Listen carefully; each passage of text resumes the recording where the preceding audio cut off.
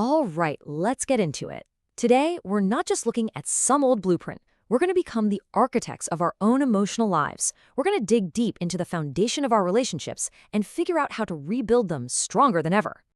Whoa, that's a pretty harsh statement, right? It almost sounds cruel. But what if it's not actually a life sentence to just repeat painful cycles over and over? What if it's actually a hidden map pointing the way toward real healing? Let's follow it and see where it leads. Okay, so let's really dig into this painful pattern. Why does it happen? Why do we so often find ourselves drawn to people who seem to have a sixth sense for our deepest wounds and then just push right on them? Look, it's a question I bet a lot of you have asked yourselves. I know I have. But the answer isn't that you're flawed or that you're just destined for unhappiness. It's that our brains are following a kind of blueprint, one that was drawn up when we were very, very young. So where does this all come from? Well, it all goes back to this unconscious blueprint.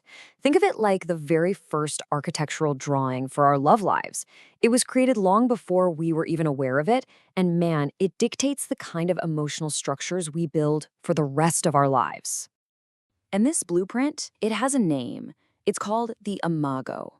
Now, just imagine it's like a search profile for love that gets programmed into your brain from when you're a baby, like from birth to about age 7. It's got all the good stuff about your parents or caregivers, and this is the key part, it also has their negative traits, the very things that hurt you. And here's where it gets kind of wild. Your brain has this built-in filter. It's called the reticular activating system, or RAS. And its whole job is to scan the millions of people out there to find someone who matches that imago, someone who feels like home. But here's the thing. If home meant feeling ignored or having to fight for attention, well, that's exactly what your brain is going to seek out.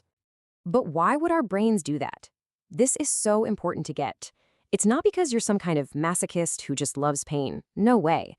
The real driver here is this incredibly deep, subconscious desire to heal. It's like your inner kid is thinking, okay, if I can just get this person, who feels so much like my parent, to finally give me the love and attention I never got, then I'll finally be fixed. I'll be whole.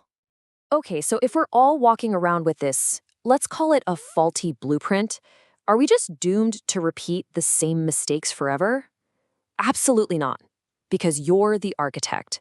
And that means you have the tools to upgrade the whole system and reinforce the entire structure. So let's look at the tools. We've got to understand two key parts of our internal system. First, you have the interface. Think of this like your old buggy software. It's that reactive program that just screams danger or rejection the second a past wound gets touched. But then you have the nexus. And this is your core operating system. It's solid, it's stable, it's coherent, and it's the only safe place you can go to rewrite that old, flawed code. Right, so how do you actually get to this calm, stable nexus, especially when things are getting heated and you're about to lose it? Well, we're going to install a tool. It's called the Nexus Anchor. It's a super simple technique from Neuro-Linguistic Programming. NLP, that's designed to give you an instant shortcut right back to your core exactly when you need it most. Okay, let's actually do this. Step 1, activate the feeling. I want you to close your eyes for a second and really think of a time you felt completely solid, unshakable, powerful. Got it? Now, in your mind, make that feeling twice as strong. At the absolute peak of that feeling, bam! Step 2, anchor it. Press a specific spot, maybe your thumb on a knuckle, and just hold it for a few seconds. Now, you're going to want to repeat this at least 5 times.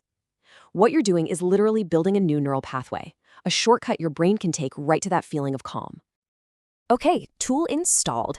Now let's put the architect to work. Let's see how this one little anchor can completely change the game in a real-life conflict. Check out this before and after. So here's the trigger. You're talking and your partner is just staring at their phone. The old version, the interface, it just freaks out. It screams, I'm not important to him, and you either get angry or just shut down completely. But the architect version, okay, you still feel that sting, right? But instead of reacting, you press your anchor. You connect to your nexus, and you can calmly say, hey, I need your full attention for a moment. Is now a good time? See the difference? It's a request, not an attack. Or let's try another one. Criticism. Your partner says something about how you loaded the dishwasher. The old software just goes into meltdown. I'm being attacked. Your defenses go way up. But the architect?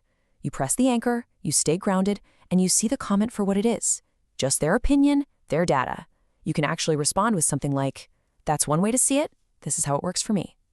You just refuse to play that old game, that role of the criticized child. And that's the whole point, isn't it?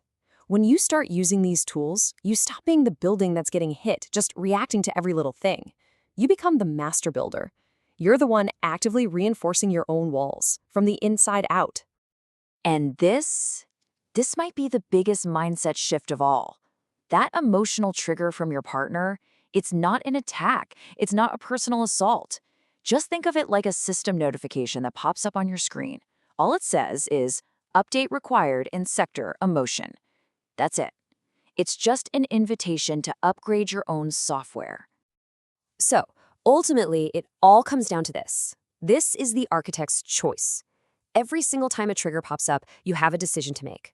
Are you going to get sucked into that old, exhausting fight of trying to change the other person? Or are you going to press your anchor, access your core, and do the work to upgrade yourself? The blueprint is in your hands now. What are you going to build?